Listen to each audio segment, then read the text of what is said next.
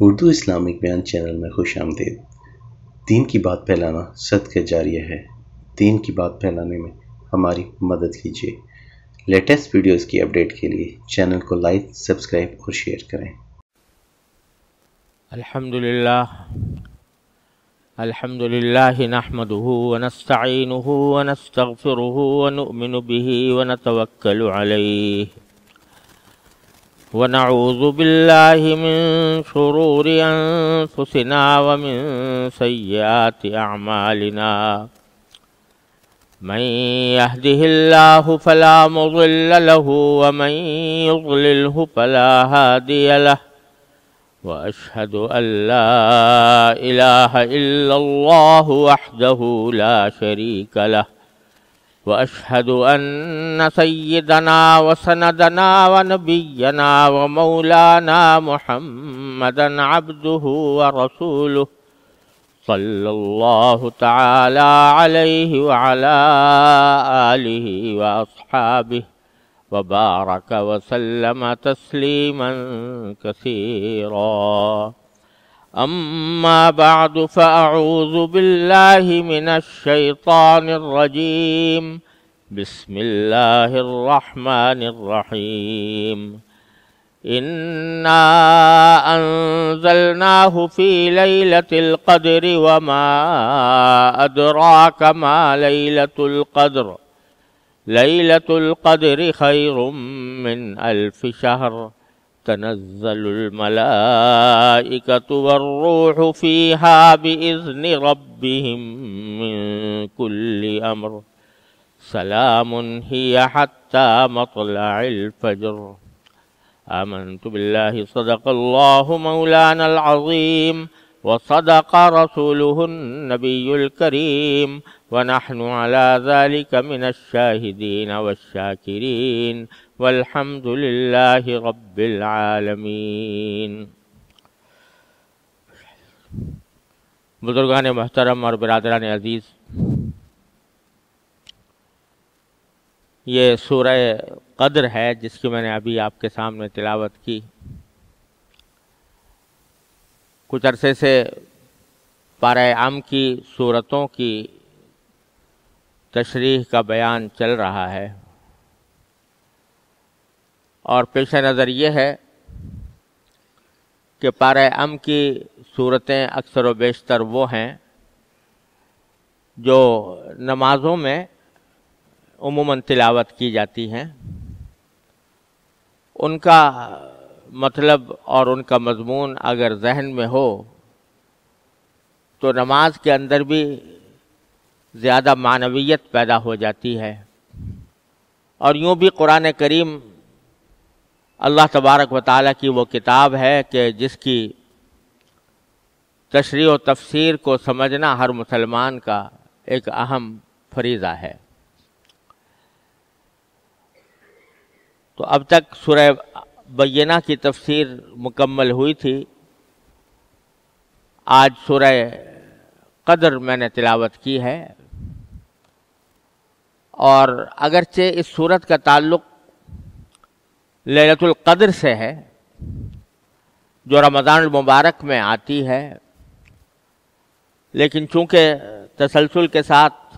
سورتوں کا بیان چل رہا ہے، اس لیے اس کی تفسیر بھی اختصار کے ساتھ آپ حضرات کی گوش گزار کر لینا مناسب معلوم ہوتا ہے، اور یوں بھی اس میں بہت سے ہمارے لیے سبق بھی ہیں۔ اس سورت کی نزول کا سبب، جس کو شان نزول کہا جاتا ہے،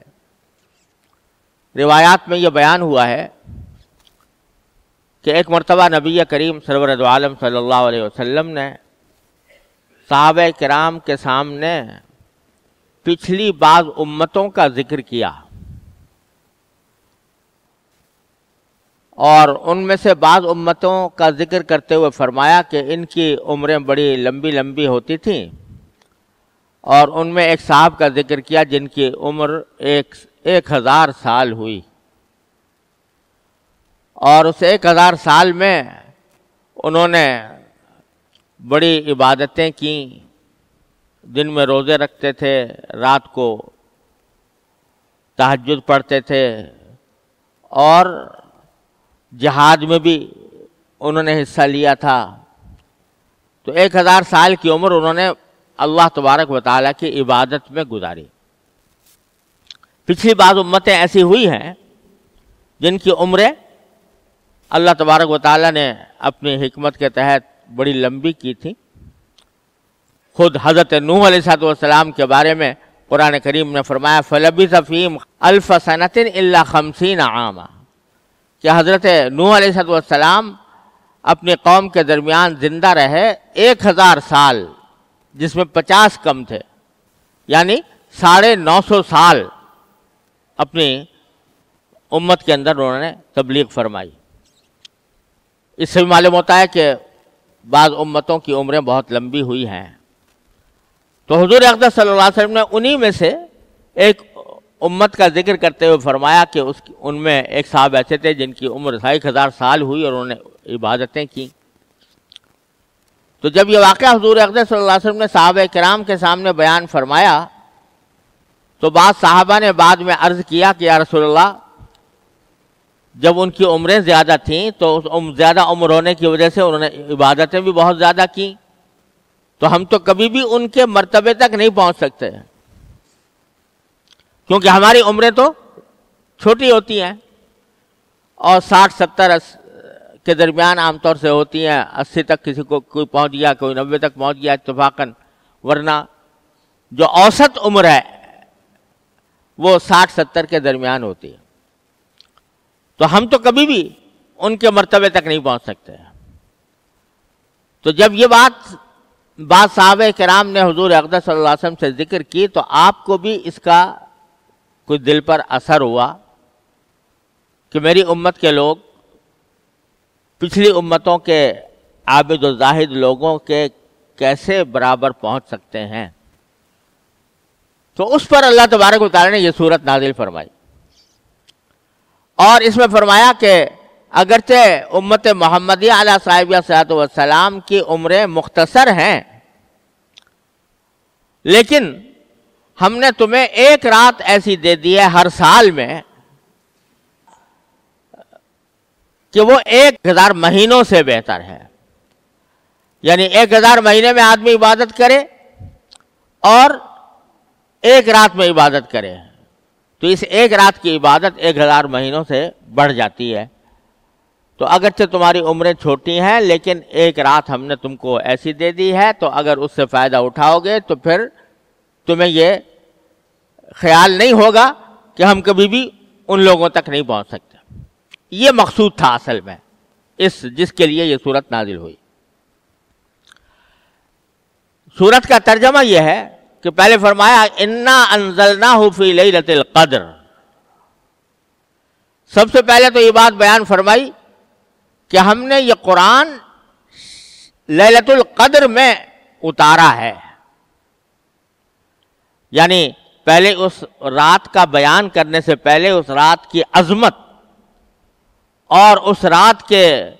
عظیم رتبے کا بیان کرتے ہوئے فرمایا کہ یہ ہمارے نظر میں اتنی عظیم الشان رات تھی کہ اپنا مقدس کلام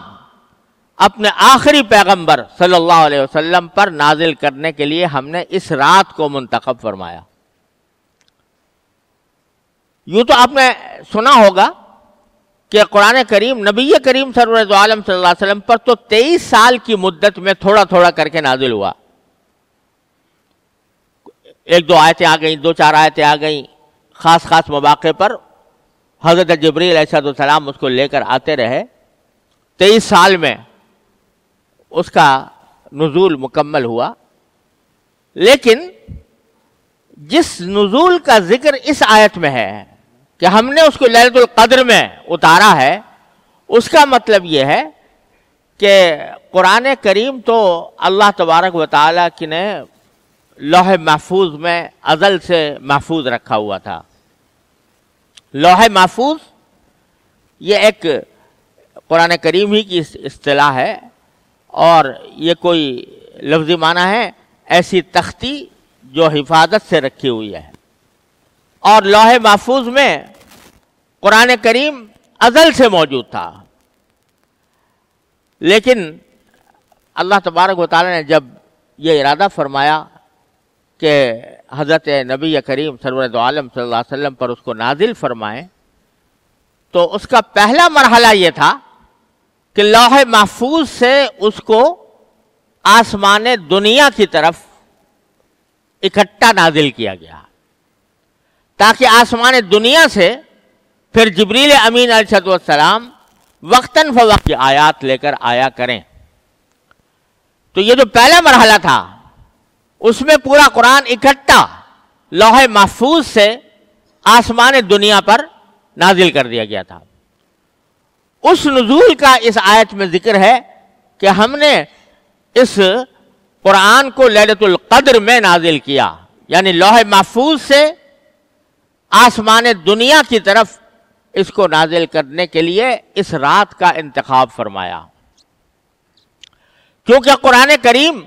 اللہ جل جلالہ کے کلام کا کلام ہے، اس کی عظیم صفت ہے، ازلی اور ابدی ہے، اور قیامت تک کے انسانوں کے لیے ہدایت اور رہنمائی کا سبب ہے۔ اس واسطے اس کو ایک جگہ سے دوسری جگہ منتقل کرنے کا عظیم عمل جس رات میں منتخب فرمایا گیا، وہ رات کتنی عظیم ہوگی۔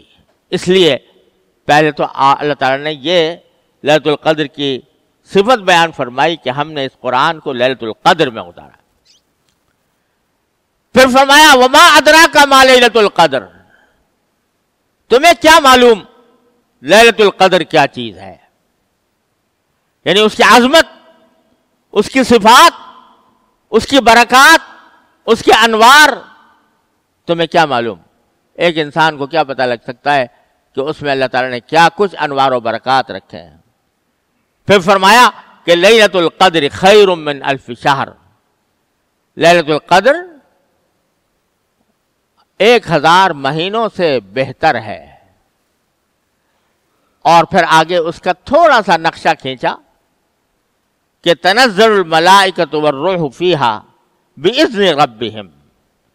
اس رات میں ملائکہ اور روح، بظاہر روح سے مراد روح القدس ہے، اور روح القدس نام لقب ہے حضرت جبریل علیہ السلام کا۔ تو سارے ملائکہ اور ملائکہ کے بھی سب سے افضل فرد یعنی حضرت جبریل علیہ السلام اس رات میں اترتے ہیں بِإِذْنِ رَبِّهِمْ، اپنے پروردگار کے حکم سے، من کل امر، ہر چیز کا حکم لے کر اترتے ہیں۔ سلام ہی حتی مطلع الفجر، یہ رات سلامتی ہی سلامتی ہے یہاں تک کہ فجر طلوع ہو جائے، یعنی ساری رات اللہ تعالیٰ کی طرف سے سلامتی نازل ہوتی رہتی ہے یہاں تک کہ فجر طلوع ہو جائے۔ یہ ہے ترجمہ اس سورت کا۔ اس میں 2-4 باتیں خاص طور پر قابل ذکر ہیں۔ ایک تو یہ کہ لیلۃ القدر جو اس رات کا نام رکھا گیا، تو اس کے معنی کیا ہیں؟ قدر کے معنی کئی معنی آتے ہیں۔ ایک معنی قدر کے یہ ہوتے ہیں کسی چیز کا رتبہ، اس کا درجہ، اس کا منصب، کہتے ہیں یہ بڑا قابل قدر ہے، یا یہ اس کا رتبہ بہت بڑا ہے تو کہتے ہیں اس کی قدر بہت زیادہ ہے۔ تو لیلۃ القدر کے معنی ہوئے رتبے والی رات۔ رتبے والی رات کے معنی یہ کہ اس میں جو لوگ عبادت کرتے ہیں، اللہ تبارک و تعالیٰ کی طرف رجوع کرتے ہیں، ان کا رتبہ، ان کا درجہ اللہ تبارک و تعالیٰ کے ہاں بڑا عظیم ہوتا ہے۔ قدر کے دوسرے معنی ہے عظمت۔ تو لیلۃ القدر کے معنی عظمت والی رات، جس کے برکات بہت عظیم ہیں۔ اور پھر فرمایا کہ لیلۃ القدر خیر من الف شہر، جس کے معنی یہ ہے کہ اس رات کی عبادت کرنا 1000 مہینے تک عبادت کرنے سے بہتر ہے۔ اور یہ تو آپ نے سنا ہی ہوگا کہ لیلۃ القدر جو ہے یہ اصل میں رمضان المبارک کے اندر ہے، اور رمضان المبارک کے بھی آخری عشرے میں اور آخری عشرے کی بھی طاق راتوں میں 21، 23، 25، 27، 29 ان راتوں میں سے کسی رات میں ہوتی ہے، اور زیادہ تر علماء کا خیال یہ ہے کہ یہ بدلتی رہتی ہے، یعنی ایک مرتبہ 21 شب میں ہوئی تو کسی دوسری شب میں 23 میں ہو جائے گی، 25 میں ہو جائے گی، 27 میں ہو جائے گی، 29 میں ہو جائے گی، ہر سال یہ بدلتی رہتی ہے۔ لیکن 27ویں شب میں اس کا ہونا زیادہ محتمل ہوتا ہے، اس لیے کہ علماء کرام نے فرمایا کہ بکثرت یہ 27ویں شب میں آیا کرتی ہے، اور اس کے بعد قرینے لوگوں نے اس طرح بھی نکالے ہیں کہ یہ فرمایا کہ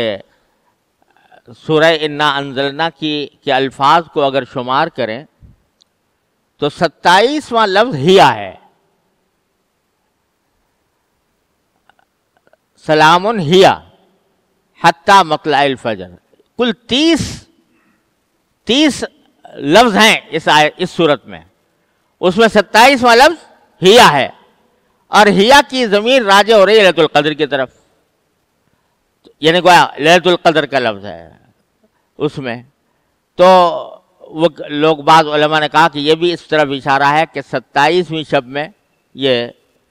لیلۃ القدر واقع ہوگی۔ اسی طرح اس میں اگر آپ دیکھیں انا انزلناہ فی لیلۃ القدر وما ادراک ما لیلۃ القدر لیلۃ القدر خیر من الف شہر، یہ 3 مرتبہ لفظ لیلۃ القدر استعمال ہوا ہے، اس میں لیلۃ القدر میں 3 مرتبہ استعمال ہوا، اور لیلۃ القدر میں کہتے ہیں کہ جو لیلۃ القدر کے جو حروف ہیں وہ 9 ہیں، اور 3 مرتبہ استعمال ہوا تو 9 کو اور 3 سے ضرب دیں تو 27 ہوتی ہے۔ تو بعض لوگوں نے یہ بھی لطیفے نکالے ہیں کہ اس طریقے سے 27ویں شب میں، لیکن یہ تو محض لطائف ہیں، ان کو کوئی دلیل نہیں قرار دیا جا سکتا، لیکن یہ بات صحیح ہے کہ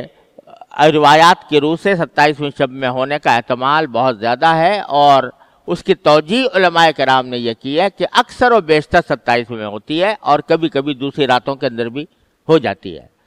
اللہ تبارک و تعالیٰ نے اس کو پوشیدہ اس لیے رکھا تاکہ اس کی تلاش میں، اس کی جستجو میں لوگ جو ہیں وہ صرف ایک رات پر بھروسہ کر کے نہ بیٹھیں، بلکہ ان مختلف 5 راتوں کے اندر اللہ تعالیٰ کی طرف رجوع کریں۔ اس واسطے اللہ تبارک و تعالیٰ نے اس کو پوشیدہ رکھا ہے، اور حقیقت حال اللہ تبارک و تعالیٰ ہی بہتر جانتے ہیں کہ کس رات میں ہوتی ہے۔ تو اللہ تبارک و تعالیٰ نے یہ ایک راز رکھا ہے، اور اس میں بھی ایک ہم لوگوں کو سبق دینے کے لیے یہ طریقہ اختیار فرمایا۔ راز تو رکھنا تھا اللہ تبارک و تعالیٰ کو، راز تو رکھنا تھا، اور اس حکمت کے ساتھ رکھنا تھا تاکہ لوگ ایک رات کے اوپر بھروسہ کر کے نہ بیٹھیں، بلکہ 5 راتوں میں اللہ تبارک و تعالیٰ کی طرف رجوع کریں۔ لیکن اس راز رکھنے کا طریقہ بھی اللہ تعالیٰ نے عجیب اختیار فرمایا کہ پہلے نبی کریم سرور دو عالم صلی اللہ علیہ وسلم کو متعین طور سے بتا دیا فلاں رات لیلۃ القدر ہے، لیکن نبی کریم سرور دو عالم صلی اللہ علیہ وسلم فرماتے ہیں کہ مجھے وحی کے ذریعے یہ بات بتائی گئی تھی، میں باہر نکلا تاکہ لوگوں کو اس رات کے بارے میں بتاؤں، تو دیکھا 2 آدمی جھگڑ رہے تھے، ان میں جھگڑا ہو رہا تھا، اس جھگڑے کی طرف میرا ذہن منتقل ہوا تو وہ میرے ذہن سے نکل گئی وہ رات، تو وہ تعین کہ کون سی رات تھی جس کو آپ نے لیلۃ القدر قرار دیا تھا، تو اس کی وجہ سے میرے ذہن سے وہ نکل گئی اور میں بھول گیا۔ اب ظاہر ہے کہ یہ بھولنا اللہ تعالیٰ ہی کی طرف سے تھا، سبق اس میں دینا یہ منظور تھا کہ مسلمانوں کا باہمی لڑائی جھگڑا اور مسلمانوں کا آپ ایک دوسرے سے برسر پیکار ہونا یا ان کے تنازعات، یہ اللہ تعالیٰ کو اتنے ناگوار ہیں، اتنے ناپسند ہیں کہ اس کی نحوست سے لیلۃ القدر کی متعین تاریخ نبی کریم صلی اللہ علیہ وسلم سے بھلا دی گئی۔ تو سبق یہ دینا ہے کہ دیکھو مسلمانوں کے باہمی لڑائی جھگڑے یہ ایسی چیز ہے کہ اس سے اتنی قیمتی بات جس سے وہ ساری زندگی فائدہ اٹھا سکتے تھے وہ بھلا دی گئی. تو راز تو رکھنا تھا لیکن طریقہ اس کا اللہ تعالیٰ نے یہ اختیار فرمایا کہ پہلے بتا دیا اور بتانے کے بعد لڑائی جھگڑے کے نتیجے میں بھلا بھی دیا. ورنہ نبی کریم صلی اللہ علیہ وسلم کبھی کو جو وحی کی بات آتی تھی کبھی بھولتے نہیں تھے. وہی بات بلائی جاتی تھی جس کو منسوخ کرنا ہوتا تھا. تو آپ کو جو بلایا گیا یہ اس خاص واقعے کا سبق دینے کے لیے کہ اے مسلمانوں آپس کے لڑائی جھگڑوں سے جتنا ہو سکے اپنے آپ کو بچاؤ. یہ بڑی منحوس چیز ہے. اس کی وجہ سے لیلۃ القدر بھی ضائع ہو گئی. تو اس واسطے یہ سبق بھی دے دیا گیا. پھر قرآن کریم نے تو لیلۃ القدر ایک ہی قرار دیا ہے کہ ساری راتوں میں رمضان کے اندر آخری عشرے میں تاک راتوں میں ایک رات ہوتی ہے. کیا ہوتا ہے اس میں؟ اللہ تبارک و تعالیٰ کے طرف سے کیا کیا برکتیں نازل ہوتی ہیں, کیا کیا انوار نازل ہوتے ہیں, ان کا ہم پوری طرح ادراک بھی نہیں کر سکتے. لیکن فرمایا کہ اس میں ملائکہ اور روح قدس لے کر آتے ہیں من کل امر. اللہ تعالیٰ کا ہر امر لے کر آتے ہیں. ہر امر لے کر آنے کے معنی یہ ہے کہ سال بھر میں جتنے واقعات اللہ تعالیٰ نے مقدر کر رکھے ہیں کہ فلاں شخص زندہ ہوگا, فلاں پیدا ہوگا, فلاں کا انتقال ہوگا, فلاں کو اتنا رزق دیا جائے گا, فلاں کو کے ساتھ یہ بیماریاں ہوں گی, فلاں صحت مند ہوگا, وغیرہ وغیرہ, جتنی اللہ تعالیٰ نے کسی انسانوں کے لیے تقدیر مقرر کر رکھی ہے تو وہ ظاہر ہے کہ ان کاموں کو اللہ تعالیٰ ملائکہ کے ذریعے انجام دلواتے ہیں. تو اس رات میں ملائکہ کو سال بھر کے ہونے والے اعمال سپرد کیے جاتے ہیں کہ اس سال میں تمہیں یہ کام کرنے ہیں. من کل امر کا مطلب یہ ہے کہ ہر امر لے کر اللہ تبارک و تعالیٰ کا یعنی ہر حکم لے کر وہ نازل ہوتے ہیں. اور اسی رات کو اللہ تعالیٰ نے اس کام کے لیے منتخب فرمایا ہے کہ اس رات میں ملائکہ کو ان کی ڈیوٹیاں سپرد کر دی جاتی ہیں کہ تمہیں اس سال میں فلاں فلاں کام انجام دینے ہیں. تو اس واسطے بھی یہ رات اہمیت رکھتی ہے کہ اس میں اگر آدمی اللہ تبارک و تعالیٰ سے دعا کرے اور دعا کے نتیجے میں اللہ تبارک و تعالیٰ اس کے لیے خیرات اور بھلائیوں کا کام ان کے فرشتوں کے متعلقہ فرشتوں کے حوالے کریں تو یہ بھی ایک بڑی عظیم بات ہے. یہاں تو رمضان کے بارے میں ذکر ہے لیکن ایک حدیث میں نبی کریم صلی اللہ علیہ وسلم نے فرمایا کہ یہ خصوصیات اگرچہ جو بیان کی گئی ہیں اس صورت میں یہ تو اسی لیلۃ القدر کے لیے ہیں جو رمضان میں آتی ہے. لیکن بعض راتیں ایسی ہیں کہ اگرچہ ان خصوصیات کی وہ حامل نہیں ہیں لیکن ان کے اندر عبادت کرنے کا اجر و ثواب لیلۃ القدر میں عبادت کرنے کے برابر ہے. جیسے کہ ابھی انشاءاللہ اگلے مہینے میں ذوالحجہ کا جو عشرہ آنے والا ہے, ذوالحجہ کی 9 راتیں بلکہ 10 راتیں, تو اس کے بارے میں نبی کریم صلی اللہ علیہ وسلم نے ارشاد فرمایا کہ اس کی ہر رات میں عبادت کرنا شب قدر کی عبادت کے برابر ہے. تو اللہ تبارک و تعالیٰ نے اپنی رحمت سے جو خاص خصوصیات لیلۃ القدر کی تھیں وہ تو رمضان میں ہی مقرر کی لیکن ان کا اجر و ثواب بعض دوسری راتوں کے اندر بھی منتقل فرما دیا اور وہ ذوالحجہ کی ابتدائی 10 راتیں ہیں. تو اللہ تعالیٰ ہمیں توفیق عطا فرمائے تو ہم وہ اجر و ثواب ان راتوں کے اندر بھی حاصل کر سکتے ہیں. اللہ تبارک و تعالیٰ اپنے فضل و کرم سے اپنی رحمت سے ہمیں اس کی قدر پہچاننے کی توفیق عطا فرمائے اور اس پر عمل کی توفیق عطا فرمائے. وآخر دعوانا الحمدللہ رب العالمین. دین کی بات پھیلانا صدقہ جاریہ ہے. دین کی بات پھیلانے میں ہماری مدد کیجیے. لیٹسٹ ویڈیوز کی اپڈیٹ کے لیے چینل کو لائک، سبسکرائب اور شیئر کریں.